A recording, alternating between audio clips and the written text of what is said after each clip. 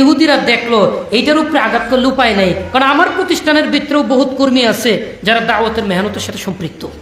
আজকে আফসোস করে হলেও বলতে হয় ইহুদিরা সফল হয়েছে। আপনারা আমাকে প্রশ্ন করতে পারেন, এত নিশ্চিত হইলেন কেমনে যে এইটা ইহুদিদের কাজ? আমাকে এই প্রশ্নটা করতে পারেন না? কি বলেন, এত নিশ্চিত কেমনে হইলেন এটা ইহুদিদের কাজ? আজকে দাওয়াতের মেহনতের এই শিকড় আল্লাহ পৃথিবীর প্রত্যেকটা রন্ধ্রে রন্ধ্রে পৌঁছাই দিয়েছেন, আলহামদুলিল্লাহ। অতএব ইহুদিরা দেখলো এইটার উপরে আঘাত করলে উপায় নাই, কারণ আমার প্রতিষ্ঠানের ভিতরেও বহুত কর্মী আছে যারা দাওয়াতের মেহনতের সাথে সম্পৃক্ত। তা আমার প্রতিষ্ঠানের ভিতরে তো বিদ্রোহ শুরু হয়ে যাবে। কি করতে হবে? বাহির থেকে কিচ্ছু করা যাবে না। খেলাফত ধ্বংস করা হয়েছে কিন্তু মুসলমান দিয়ে, শুধু মুসলমান না, খলিফার সবচেয়ে আপন লোক দিয়ে। তাহলে এই মুসলমানের ঐক্য ধ্বংস করতে হবে বহিরাগত কোনো শক্তি দিয়ে না। ঘরে আগুন লাগে ঘরের ভিতরের মোমবাতি থেকে, অতএব ঘরের ভিতর থেকেই এমন মোমবাতি খাড়া করতে হবে যে তবলিগ জামাতের ভিতরে আগুন লাগাই দিয়ে উম্মতের এই ঐক্যকে টুকরা টুকরা করে দেবে। নাউযু বিল্লাহি মিন যালিক। আজকে আফসোস করে হলেও বলতে হয় ইহুদিরা সফল হয়েছে। আপনারা আমাকে প্রশ্ন করতে পারেন, এত নিশ্চিত হইলেন কেমনে যে এইটা ইহুদিদের কাজ? আমাকে এই প্রশ্নটা করতে পারেন না? কি বলেন, এত নিশ্চিত কেমনে হইলেন এটা ইহুদিদের কাজ? এটা নিশ্চিত হতে হলে একটা গোয়েন্দা ফর্মুলা লাগবে। এরকম অনেক সময় হয়, পত্রপত্রিকায় আমরা দেখি এমন জায়গায় একটা লাশ পাওয়া গেছে যেটার কোনো ক্লু নাই।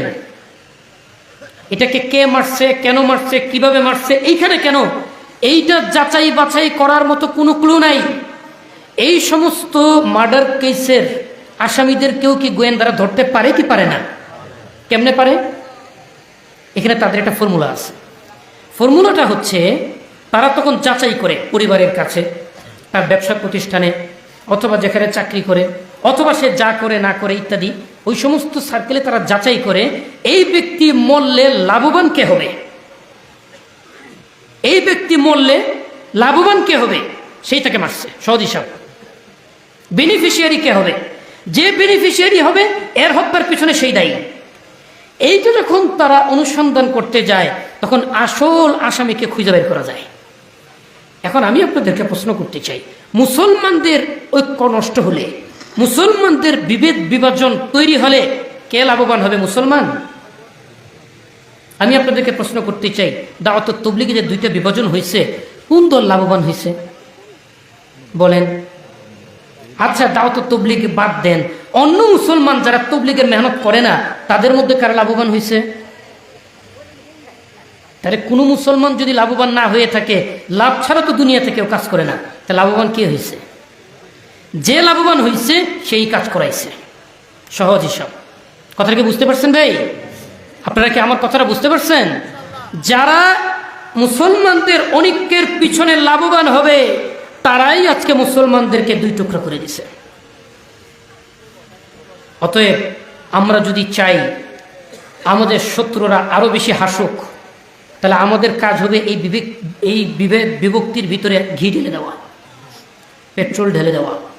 আর যদি আমরা এটা চাই, হাই হাই আমারও ক্ষতি হইল, আমার ভাইয়েরও ক্ষতি হইল, আমার মায়েরও ক্ষতি হইল, আমার বাপেরও ক্ষতি হইল, আমার বোনেরও ক্ষতি হইল, সমস্ত পরিবার ক্ষতিগ্রস্ত হইলাম, কারণ পুরো মুসলমান তো একটা পরিবারের মতো, সবাই ক্ষতিগ্রস্ত হইলাম, লাভবান হইল দুশ্মন। তাহলে দুশ্মনকে লাভবান কেন করব আমরা? চলেন আমরা সবাই ঐক্যবদ্ধ হই। আজকেই যদি সারা পৃথিবীর সমস্ত মুসলমান ঐক্যবদ্ধ হয়ে যায়, কালকে সারা পৃথিবীর যত দুশ্মন, অমুসলিম, কাফের, ইহুদি, নাসারা, ওরা দুনিয়াতে বসবাস করার মতো শান্তিপূর্ণ কোনো জায়গা খুঁজে পাবে না। এই জন্যই তারা মুসলমানদের মধ্যে বিভেদ বিভক্তি লাগাই রাখছে।